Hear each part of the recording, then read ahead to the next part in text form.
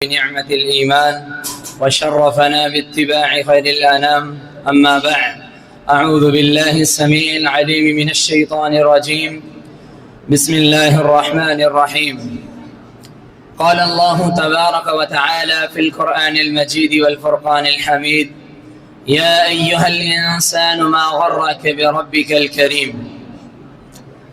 حضرات گرامی قدر،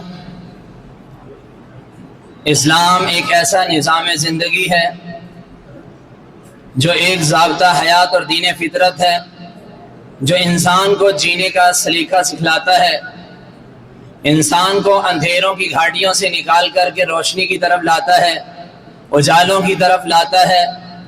دین اسلام ایک ایسا نظام زندگی ہے جو انسان کو اس کے رب سے ملاقات کرواتا ہے، اس کو اللہ اور اس کے رسول کی بتائے ہوئے احکامات کی طرف لے کر کے آتا ہے۔ سامنے اسلام، دین اسلام ایک ایسا دین ہے کہ جس میں کوئی بھی رد و بدل یا تغیر نہیں، یہ آج بھی اپنی اسی حالت پر برقرار ہے جس طرح اللہ سبحانہ و تعالی نے اس کو نازل کیا تھا۔ اس میں کوئی تبدیلی نہیں ہے، کیونکہ اللہ سبحانہ و تعالی نے اس دین اسلام کی حفاظت کا ذمہ خود لیا۔ اللہ سبحانہ و تعالی نے قرآن مجید میں ارشاد فرمایا: اِنَّا نَحْنُ نَزَّلْنَا الذِّكْرَ وَإِنَّا لَهُ لَحَافِظُونَ، کہ ہم نے اس ذکر کو نازل کیا ہے اور ہم ہی اسی کی حفاظت کریں گے۔ قرآن مجید کو اللہ نے ذکر سے تعبیر کر کے اس بات کو واضح کیا ہے کہ اس قرآن کو ہم نے نازل کیا اور ہم ہی اسی کی حفاظت کریں گے۔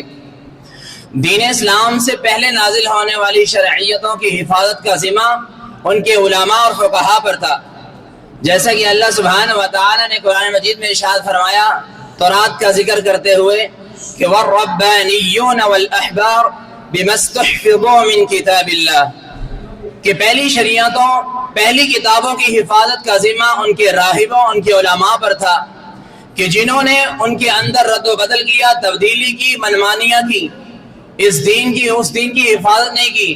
مگر دین اسلام ایک ایسا دین ہے، اس کو ایک ایسی خاصیت حاصل ہے کہ اللہ نے اس کی ذمہ داری کا، اس کی حفاظت کا ذمہ خود لیا۔ قرآن کی شکل میں، حفاظ کی شکل میں، علماء کی شکل میں، محدثین کی شکل میں، بالکل بھی کوئی تغیر یا تبدل نہیں۔ تو اس کو مد نظر رکھتے ہوئے انسان کو دنیا کے اندر یہ بات غور سے سن لینی چاہیے کہ دنیا انسان کے لیے ایک چھوٹی سی ضرورت ہے اور اس سے بڑھ کر کچھ نہیں۔ انسان دنیا کی رنگینیوں میں مست ہو جاتا ہے، دنیا کی رعنائیوں میں کھو جاتا ہے، لیکن اپنے رب کو بھول جاتا ہے، نبی کے فرمان کو بھول جاتا ہے، بے رغبتی اختیار کرتا ہے۔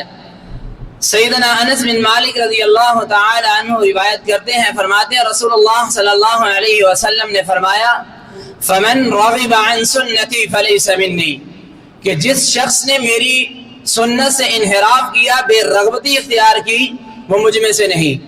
تو سنت سے بے رغبتی، اللہ تعالیٰ سے غافل نہیں ہونا چاہیے، دنیا کی رنگینیوں میں مست ہوتے ہوئے دنیا کو ایک حد تک استعمال کرنا چاہیے۔ یہ بات مسلمہ حقیقت ہے کہ دنیا میں رہتے ہوئے انسان کو مال و متاع کی ضرورت پڑتی ہے، مگر اتنا انسان دنیا کے اندر مگن نہ ہو جائے کہ وہ اپنے رب کو بلا بیٹھے، رسول کے فرمان سے بے رغبتی اختیار کر بیٹھے، دنیا کے اندر اتنا مگن ہو جائے کہ اس کو پتہ ہی نہیں کہ میں کیا کر رہا ہوں۔ اوور سمارٹ بننے کی کوشش کرتا ہے کہ میں نے دنیا کو پہچان چکا ہوں، میں نے دنیا کو پہچان لیا ہے، میں ہر بات سے واقف ہوں، لیکن نہیں، یہ بات اس کے برعکس ہے۔ انسان دنیا کو پہچان نہیں سکتا۔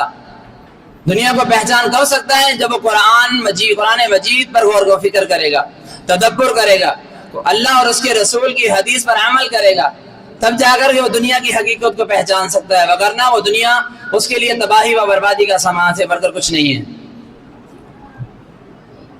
سورہ انعام میں اللہ سبحانہ و تعالی نے ارشاد فرمایا: انما الحیات الدنیا لعب ولهو وللدار الاخرۃ خیر للذین یتقون، کہ دنیا کی زندگی لہو و لعب سے بڑھ کر کچھ نہیں ہے۔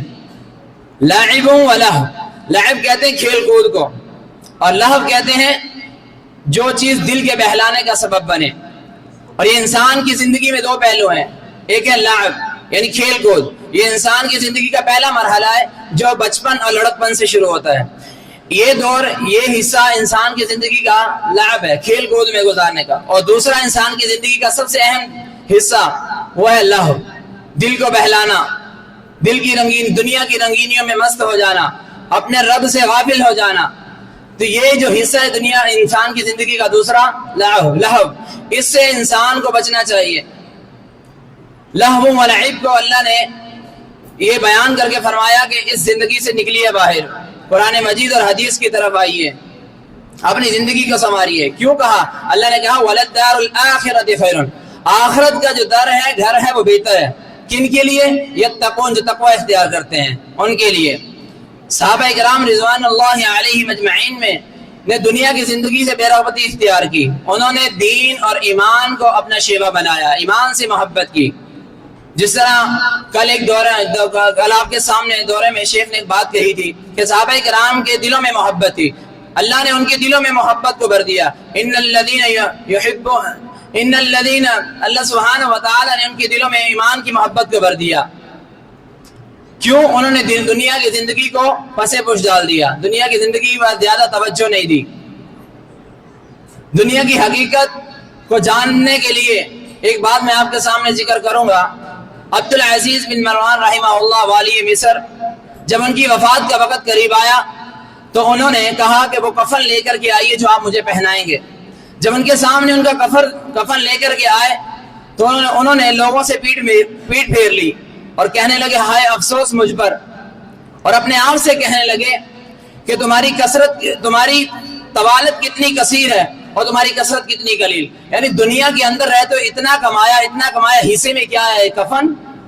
اس لیے دنیا کی زندگی سے دور ہو جائیے، دنیا کی زندگی بے رغبتی اختیار کر لیجئے، آخرت کی فکر کیجئے، دنیا کو پسے پش ڈال دیجئے، اللہ کو منائیے، آخرت کو درست کیجئے۔ اللہ سبحانہ و تعالی سے دعا ہے کہ اللہ سبحانہ و تعالی ہمیں دنیا کی بے رغبتی سے بچنے کی اور آخرت کی فکر کرنے کی توفیق عطا فرمائے۔ وما علینا الا البلاغ۔